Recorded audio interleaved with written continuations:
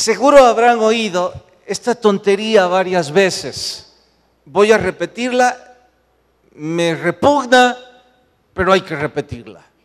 La teoría de la evolución cree que miles de millones de años atrás, de pronto hubo una explosión a la que llaman Big Bang, y que con esta explosión resultó que algunas moléculas de forma aleatoria viajaron por el espacio y después de miles de años más surgió el planeta, nuestro planeta, y después de otros miles de millones más resulta que un ser vivo evolucionó, probablemente fue un renacuajo, que pasaron otros miles de años más y el renacuajo se convirtió en un reptil.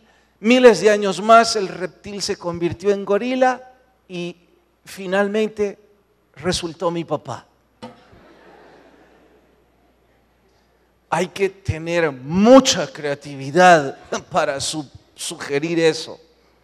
Y hay que tener mucha fe para creer en semejante repugnancia.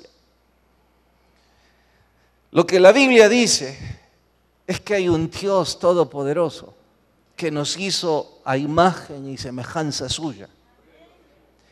Y la Biblia registra que este planeta no tiene miles de millones de años.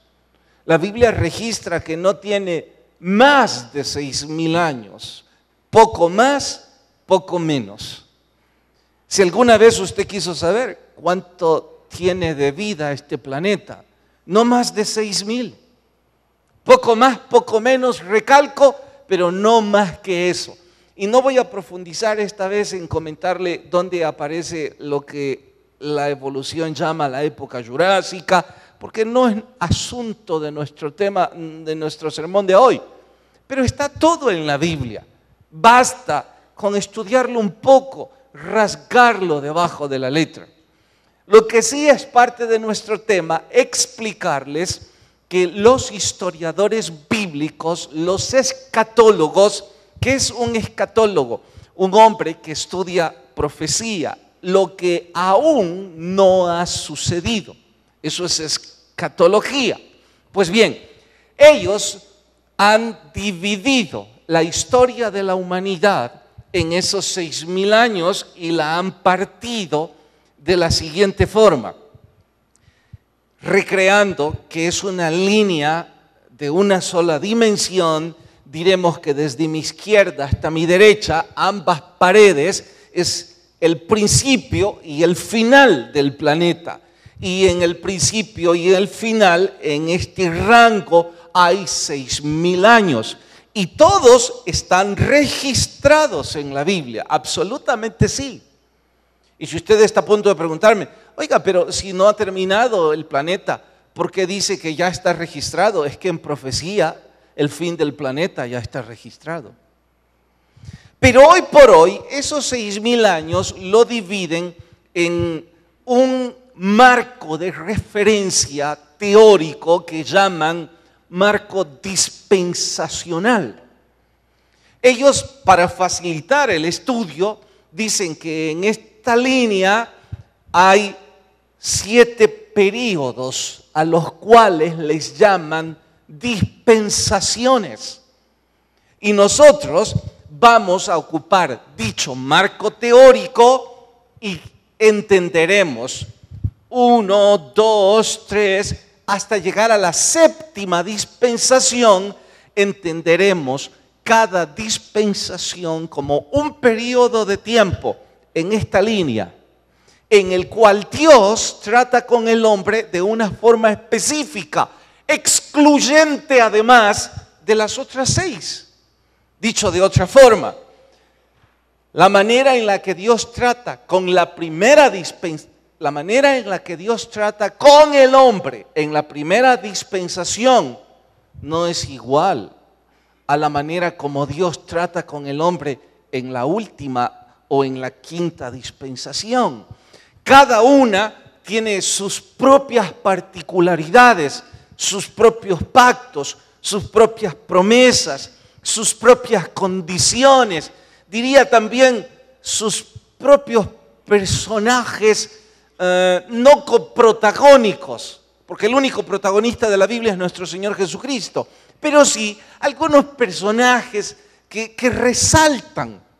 Y no vamos a estudiar esta noche cada una de esas dispensaciones, porque tampoco es nuestro tema de hoy. Lo que más bien voy a hacer es tratar de dibujar un mapa en sus mentes que les permita ubicar fácilmente el periodo dispensacional, para que cuando lleguemos a la profecía, ustedes en su mente tienen un bosquejo con el cual fácilmente pueden identificar o pueden registrar. Podría decirles otra forma: voy a dividir los 66 libros de la Biblia en 7 períodos. De hecho, eso es una dispensación.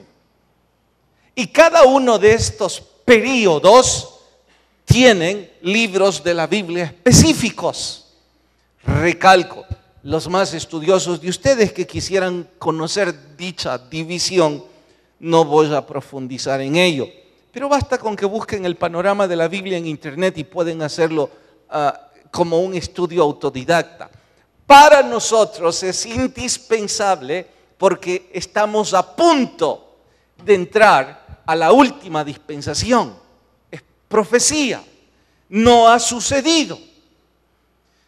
Hasta este momento, el periodo de las iglesias, el periodo de la gracia o la dispensación de la gracia, para mí ha sido muy fácil explicárselas, no porque yo sea conocedor.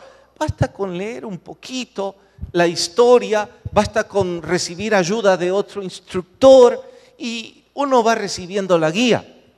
Pero de aquí en adelante no ha sucedido nada.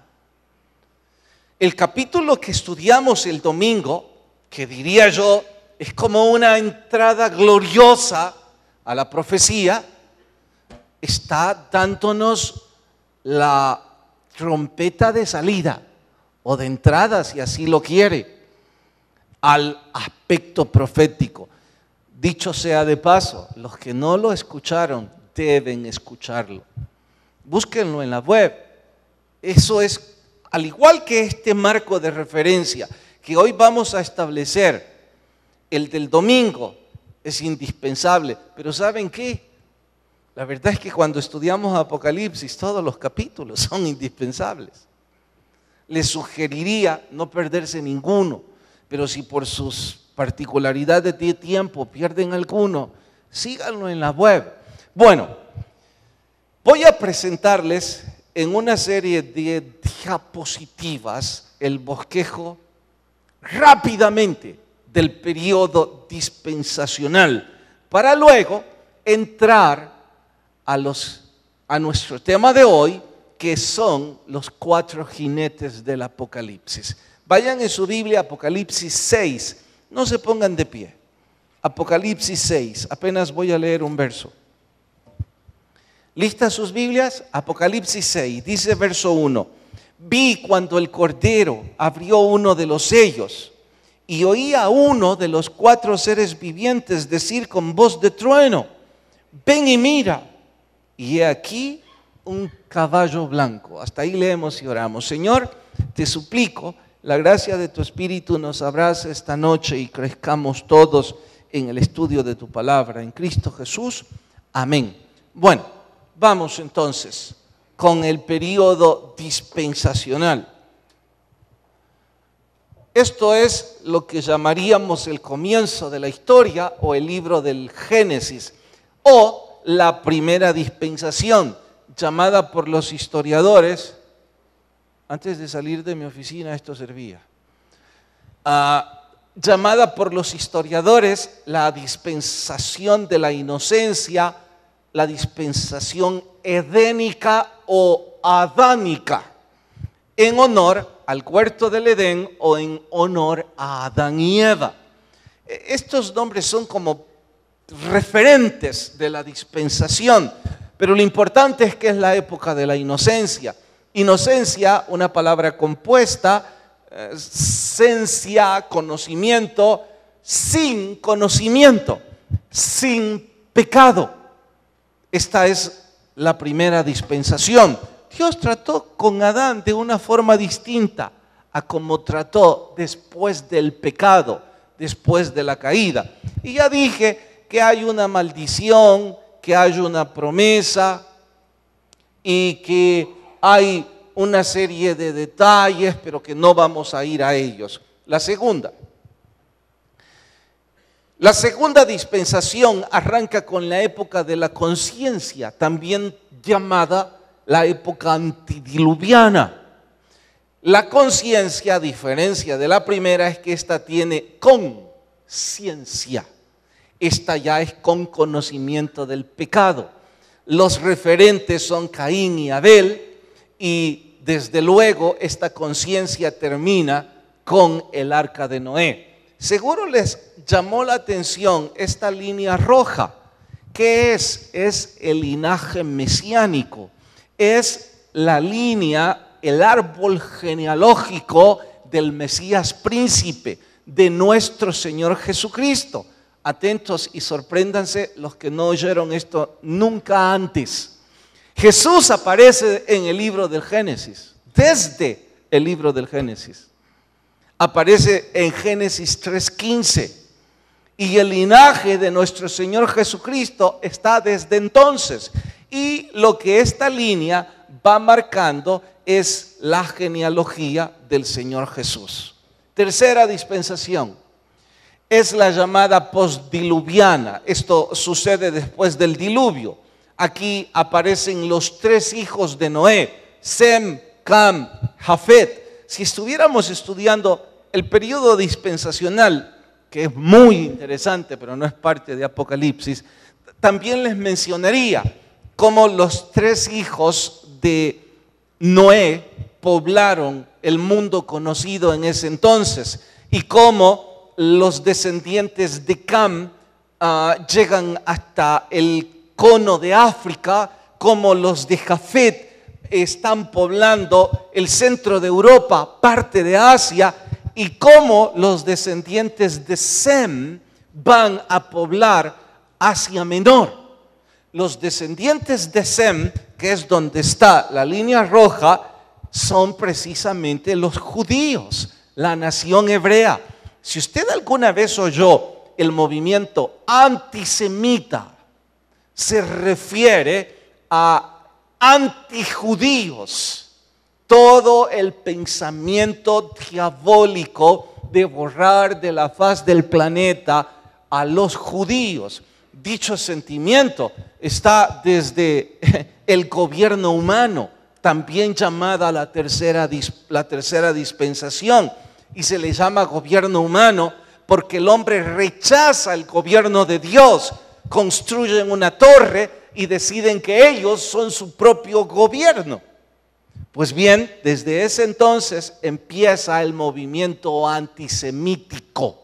Algunos llaman antisemitismo, otros antisemitas, otros el movimiento de los iniciados. No es más que una filosofía que viene del infierno para barrer con la descendencia de los judíos. ¿Por qué?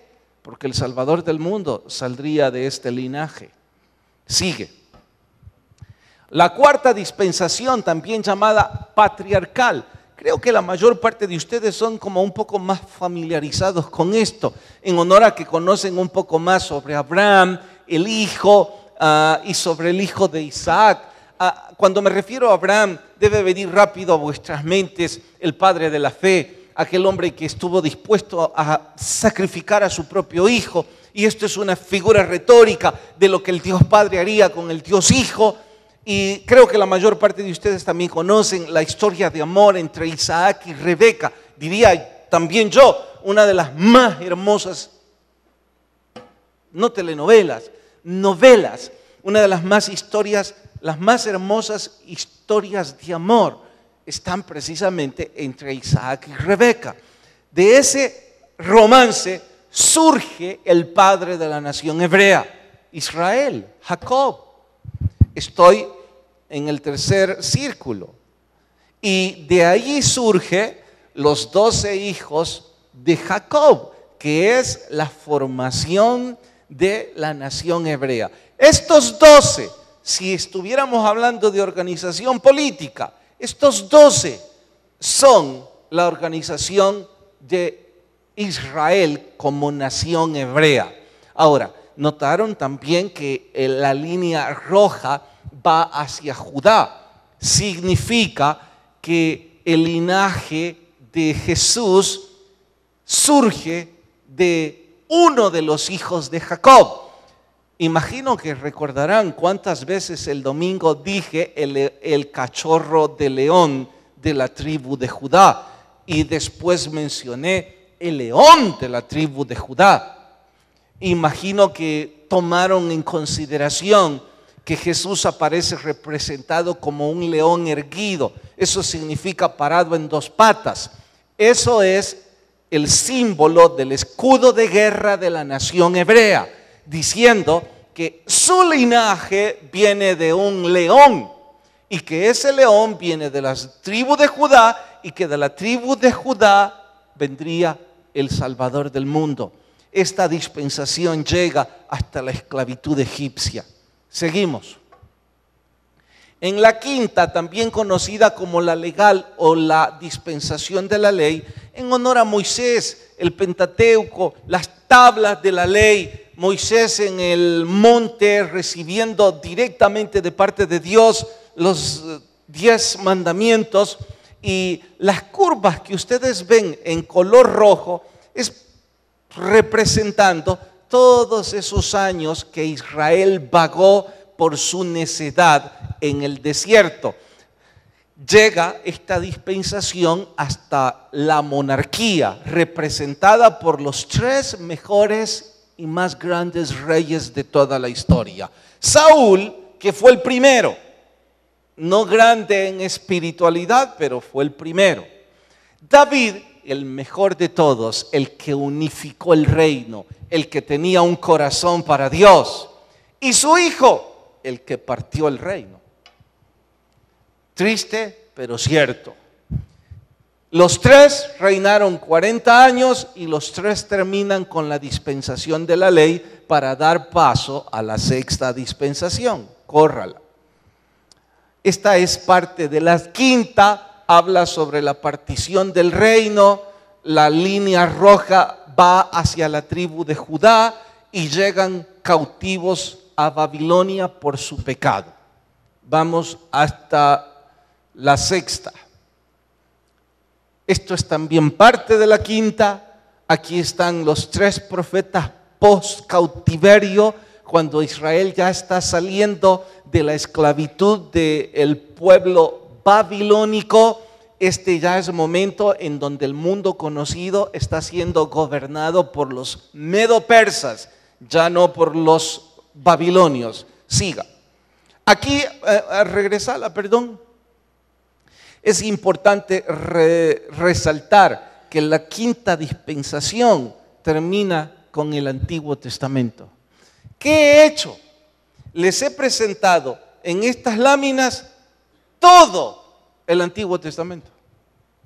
Y pude profundizar diciendo que la primera lámina va desde Génesis hasta Éxodo, que la segunda va desde Éxodo hasta qué sé yo, y mencionar los libros de la Biblia, las fechas, los profetas, los patriarcas, pero ya dije, no es parte de nuestro asunto esta noche.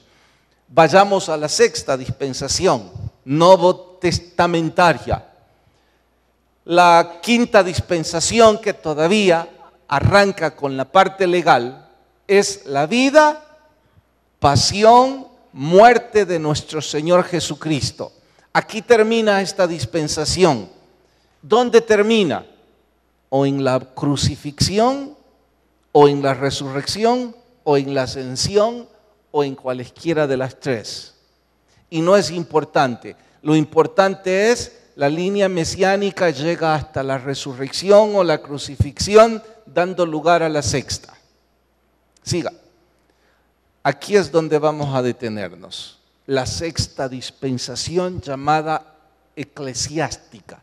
La palabra eclesiástica viene del griego eclesia, que significa congregación, que a la vez significa la época de la iglesia. Pero en realidad, los estudiosos llaman a esta dispensación la época de la gracia.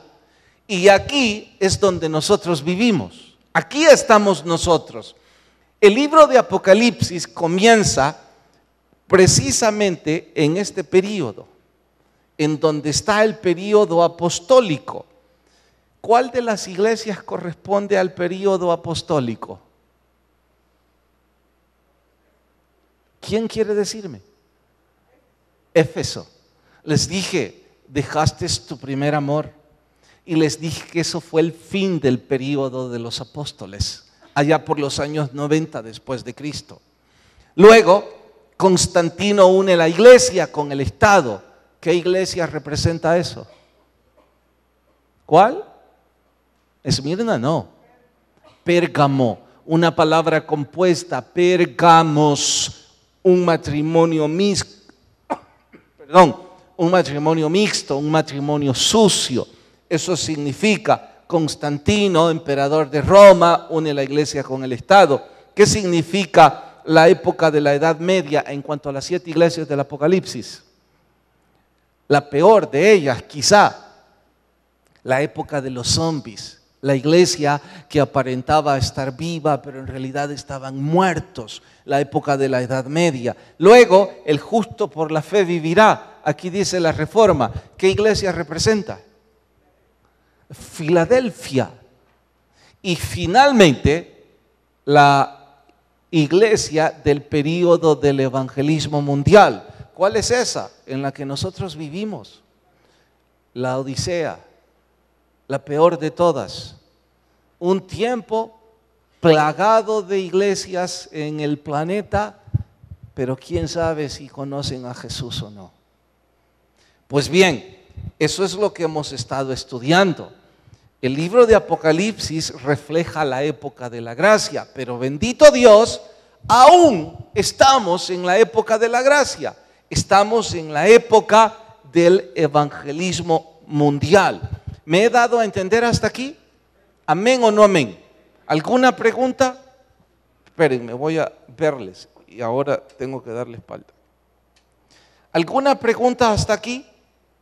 ¿No? No necesitaban memorizar esto, solo necesitaba pintarles un mapa, un bosquejo que les facilite lo que ahora voy a mencionar. Bueno, estamos en el momento del periodo de la gracia, un tiempo de evangelismo que termina con Apocalipsis 3:20. He aquí, yo estoy a la puerta y llamo. Si alguno oye mi voz, Jesús está dando la opción a que vengan a salvación y vida eterna sin hacer nada. Pero en el capítulo 5 les dije, eso se acabó. Ya hay una puerta en el cielo, ya no aquí en la tierra. Y el juicio de Dios ha comenzado. Para que eso suceda, Apocalipsis no resalta un evento que se da por hecho y que la mayor parte de ustedes habrán oído o quizás lo conocen. ¿Cuál es el evento más importante que la iglesia de Cristo espera con ansias? Levante la mano a alguien y dígamelo, porque oí murmuraciones pero no les entendí. ¿Cuál es el evento que la iglesia de Cristo espera con ansias? Peter decía, el arrebatamiento de la iglesia, llamado por otros el rapto. Vayan a Primera de Tesalonicenses capítulo 4. Apocalipsis no lo recalca, pero Primera de Tesalonicenses sí. Y deberían marcar este capítulo en sus Biblias.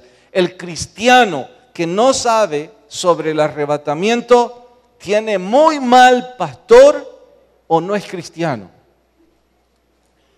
Así es que la primera alternativa, renuncio a ella yo ahora diciéndoles, ¿dónde está? la otra es vuestra responsabilidad. Primera de Tesalonicenses, capítulo 4. Vamos al verso 13. ¿Listas sus Biblias? Tampoco queremos, hermanos, que ignoréis acerca de los que están muertos.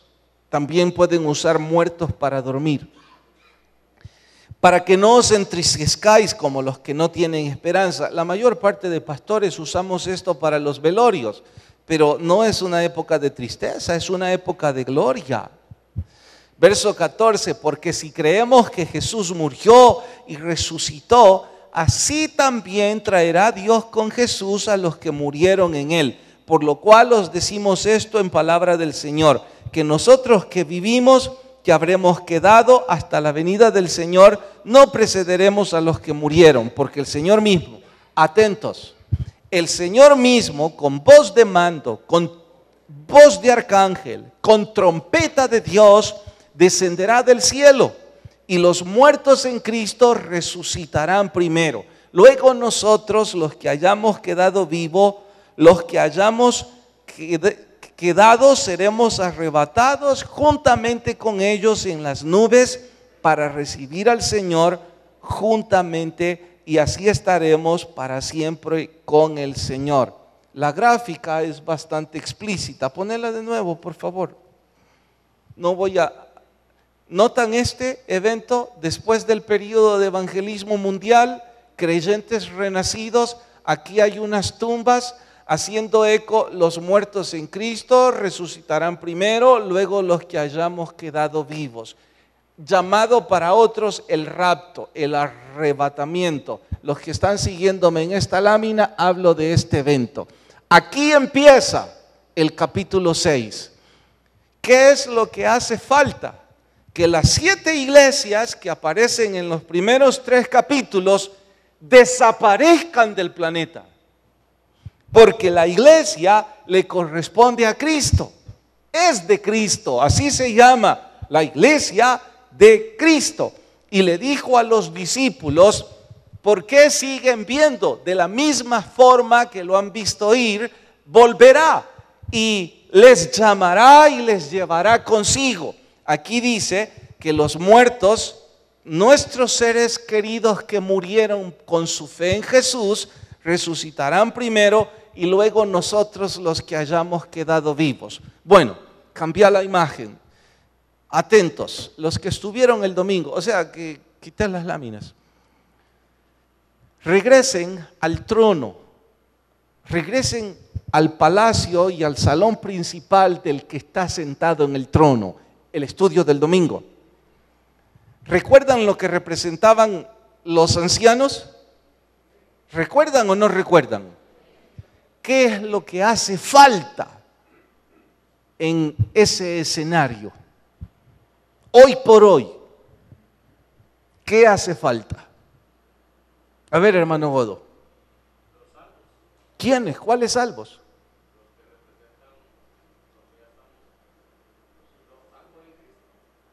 Casi lo ha dicho muy bien. ¿Qué hace falta, Rafael? Casi lo ha dicho bien. ¿Qué hace falta, hermana Evelyn? Casi lo ha dicho bien. ¿Sabe quién hace falta? Yo. Porque mi Biblia dice que por poner mi fe en Cristo Jesús, yo estaré ahí. Hacen falta ustedes, no todos, algunos de ustedes. Y lo digo con toda seriedad. Ya les demostraré que cuando ustedes, los salvos y yo, seamos arrebatados juntamente con Cristo, entonces el grupo de los 24 ancianos estará completo y el reloj de Dios empezará a caminar. Y lo primero que sucederá es abrir el primer sello. El domingo les mostré que el libro que estaba con el que estaba sentado en el trono tenía 7 sellos y que ahora lo empezaríamos a abrir. Pero para abrirlo quiero presentarles un pequeño video porque creo que el tiempo no me va a ayudar y el video les va a ampliar para dejar toda la imagen en sus corazones. No vamos a abrir hoy los 4 sellos, apenas vamos quizá a abrir uno. Abriremos otros el domingo. No lo estoy haciendo a propósito para que vengan, pero deberían. Antes de ir hasta ahí, tengo que preguntarles, hoy por hoy, el planeta Tierra está luchando por globalizar la economía, la política y la religión. ¿Qué es globalizar? Usar una sola moneda. De hecho, en Europa está el euro. Buena parte de Asia está el Yemen. Buena parte de América y de Europa está el dólar.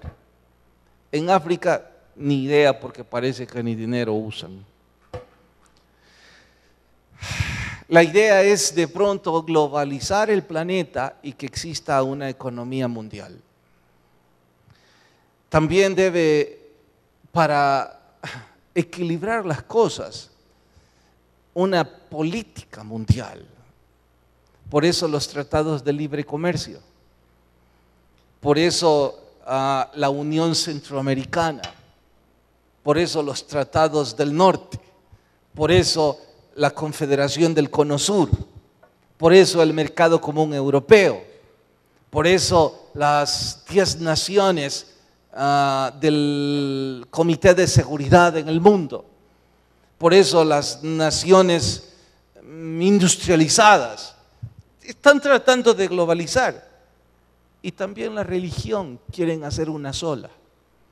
A eso se llama ecumenismo, que por supuesto es una filosofía parida en el infierno, en donde tratan de decirle al hombre, todas las religiones llevan a Dios, busquemos en común las cosas, porque no es cierto.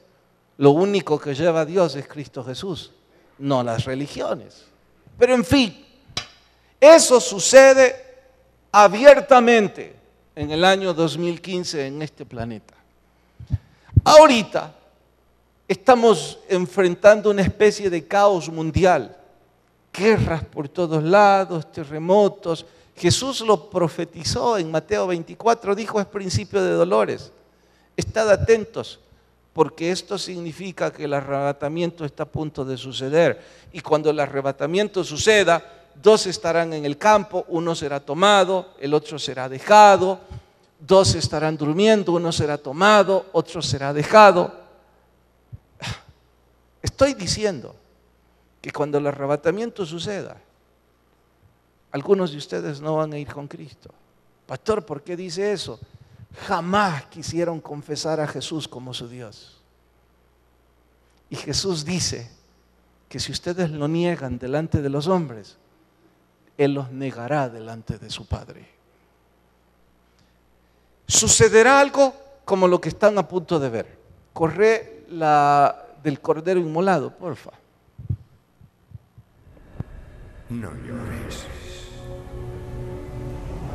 Mira, el Mesías ha triunfado. Y muy pronto Él abrirá el pergamino con sus 7 sellos.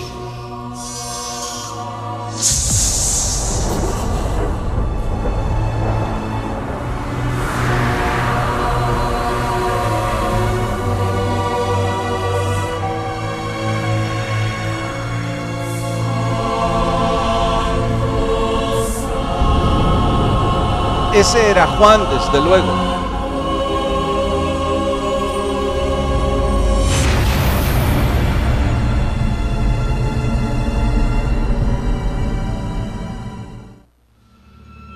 Now I saw when the Lamb opened one of the seals, and I heard one of the 4 living creatures saying with a voice like thunder, "Come and see." And I looked, and behold, a white horse. He who sat on it had a bow, and a crown was given to him, and he went out conquering and to conquer.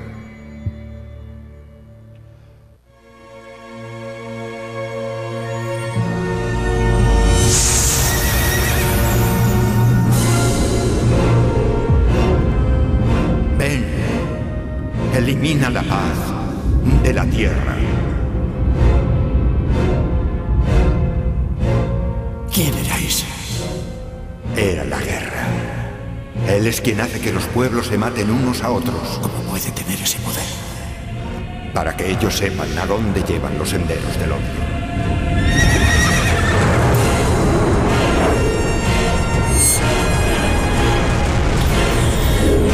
Ponerle pausa. El anciano con el que Juan está hablando es el anciano del que les hablé el domingo, que de forma anónima le explicó a Juan que no tenía por qué llorar. Para aquellos de ustedes que todavía no han identificado a los personajes del video, sigan.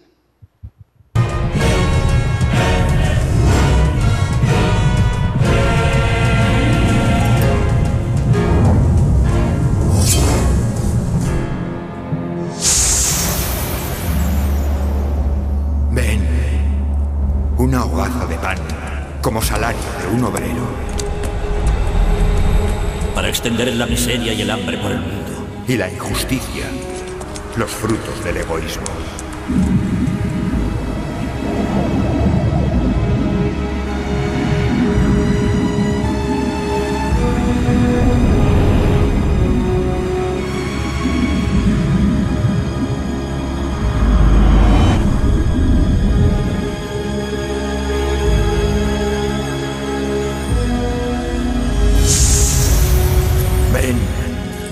Ahora el peor azote de todos. ¿Cuál es su poder? Su poder es el más aterrador. El poder de la muerte. Para recordar al mundo que solo en Dios hay vida. Para que el hombre vuelva de nuevo a su seno y le adore.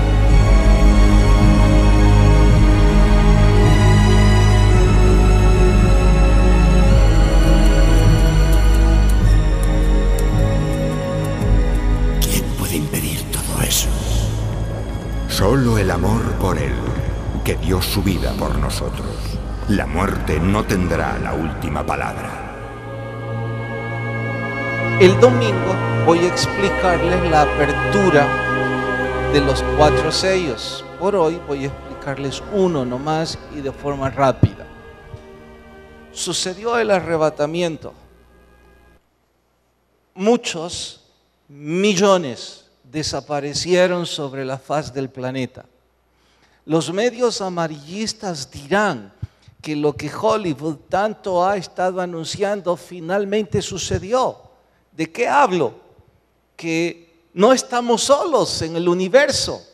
Extraterrestres finalmente nos han invadido y están conquistando el planeta. Al fin, dirán, el Machu Picchu tiene explicación. Ellos han venido y han llevado a cientos de miles, especialmente a los niños, porque eran personas nobles e inocentes, y por supuesto a los religiosos, que dentro de una generación son personas sin tanta corrupción. Otros dirán que se trata de un ataque terrorista masivo, que al fin esas superpotencias han sacado algún armamento que desintegró, desapareció a miles. Las naciones pondrán todas sus ojivas nucleares una frente a otras, listos para destruir este planeta, porque se sienten amenazados. Todos tratando de explicar sobre esa desaparición. Y no harán falta algunos pocos que alguna vez fueron a una iglesia evangélica como esta y que escucharon este sermón, que no quisieron abrir su corazón a Jesús. Y ellos dirán, esto es lo que profetizó la Biblia. Esto es lo que esos predicadores hablaban, que Jesús vendría por su iglesia. Y algunos de ustedes son precisamente de los que la profecía habla. Hombres o mujeres, espero que sean pocos en esta iglesia, que son simpatizantes del Evangelio, son simpatizantes de la Biblia, pero no quieren entregar su vida a Jesús. Son soberbios. Creen que son personas nobles y educadas.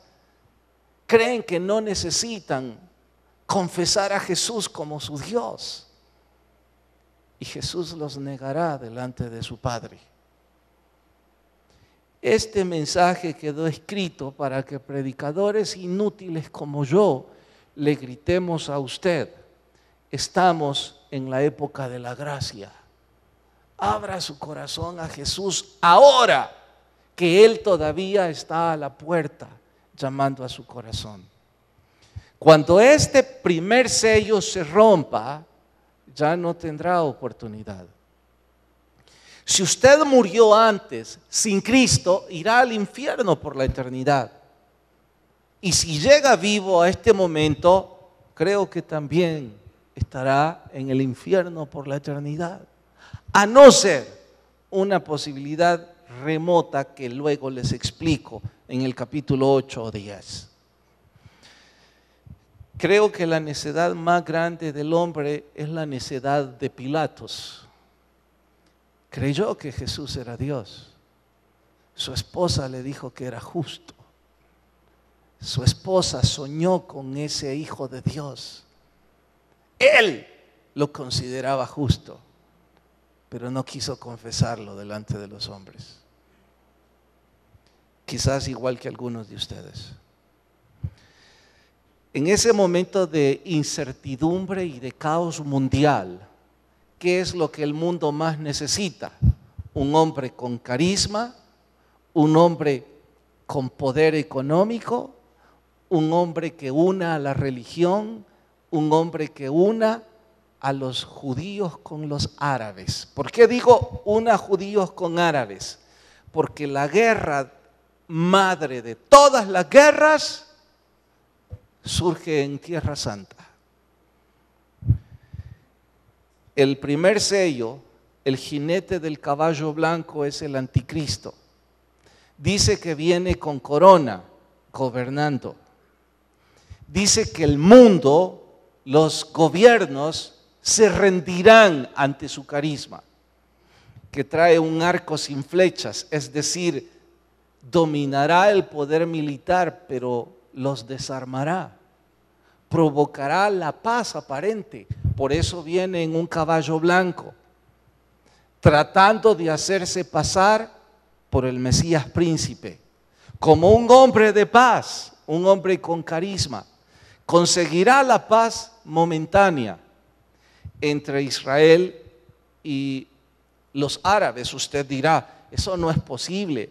Se están matando desde los hijos de Isaac o desde el hijo de Isaac. No sucederá. Sí sucederá, la Biblia lo ha profetizado. Y hoy por hoy es un secreto a voces. ¿Qué es lo que provoca que se odien a muerte? Los musulmanes, la mezquita de Omar, ese templo de oro que ustedes ven en las fotografías en Israel, es el templo de Mahoma. Hoy por hoy ocupado por musulmanes. Colinda con ese templo el Muro de los Lamentos, el sitio en donde los judíos llegan a llorar, a lamentar que no tienen templo. Y no lo construirán si no es en el sitio de la mezquita de Omar. Tierra santa para ambas razas. Tocar 1 centímetro de eso es la Tercera Guerra Mundial. Nadie lo hará. Sabemos que Estados Unidos, Gran Bretaña, Francia y otras superpotencias apoyan a los judíos. Sabemos que Rusia, China comunista y los árabes apoyan a los musulmanes. Es partir el planeta, por eso es que no empiezan una guerra. Pero el anticristo tiene una simple arma. ¿Cuál es el secreto a voces? Los arqueólogos gritan en internet que el templo de Salomón no estuvo ahí, sino unos metros atrás en territorio judío. y que basta con quitar un poco de escombros y encontrarán el templo, las ruinas. Y eso propinará la paz en el mundo. ¿Cuánto sucederá? No sabemos. Ese es el primer jinete del Apocalipsis. Tiempo de aparente paz, pero es el inicio de los últimos tiempos. Quizás alguno de ustedes muestre escepticismo diciendo, oiga, está interesante, pero no es para mí, no me preocupa, no me sorprende su despreocupación. Usted no conoce a Jesús. Los que conocen a Jesús arderían sus corazones por hablarle de Cristo a sus seres queridos. Los que tienen temor de lo que la Biblia enseña, no querrán que Jesús los niegue delante de Dios ni pasar por esos días de tribulación. Pero eso es algo que usted debe decidir. Inclinen sus rostros y nos despedimos. Señor, gracias por hablarnos. Gracias por lo que tu palabra enseña y porque nos dejas ver el fin de los tiempos a través de la profecía bíblica. Señor, oramos por los que están sin Cristo. Toca sus corazones mientras oran, rostros inclinados y ojos cerrados. Usted que no ha abierto su corazón a Jesús, no lo niegue delante de los hombres. Confiese a Jesús como su Dios. Él lo confesará delante de su Padre. No le invito a que venga al frente, que le aplaudan, que cambie religión. Es entre usted y Dios. Le invito a que reciba a Jesús como su Señor. Si alguien esta noche dice, quiero recibir a Jesús donde está, levanta su mano y me deja orar con usted. Y la baja de inmediato. ¿Habrá alguien? Mientras todos mantienen sus rostros inclinados, sus ojos cerrados, ¿habrá alguien que viene a Jesús y toma ese paso de fe y recibe a Cristo? ¿Habrá alguien esta noche? A no ser, Dios le bendiga, puede bajar su mano. A no ser que usted es un hombre o una mujer que ha decidido mostrar indiferencia delante de Dios, que prefiere mostrar soberbia delante de Dios. Cuando hoy tiene la oportunidad, no le va a servir estar como Pilatos, que usted respeta y cree en esto. Lo único que le sirve es con humildad abrir su corazón a Jesús en oración. ¿Habrá alguien más que quiere hacer esta oración esta noche? Y levanta su mano en señal. Dios le bendiga también, puede bajar su mano. Y gloria a Dios por esas personas que están dando ese paso de fe. Qué triste es que usted, que no ha levantado su mano, será una de esas personas que la Biblia enseña que dirán, estuve en una iglesia y fui necio, necia, fui soberbio, no quise abrir mi corazón, no quise orar.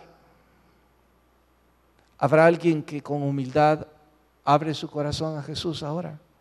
¿Alguien más que levanta su mano? ¿Alguien más?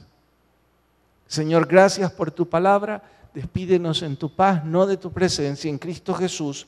Amén y amén. Dios nos bendiga. Nos vemos domingo en la apertura de los otros 3 sellos. Que la paz de Dios vaya con todos.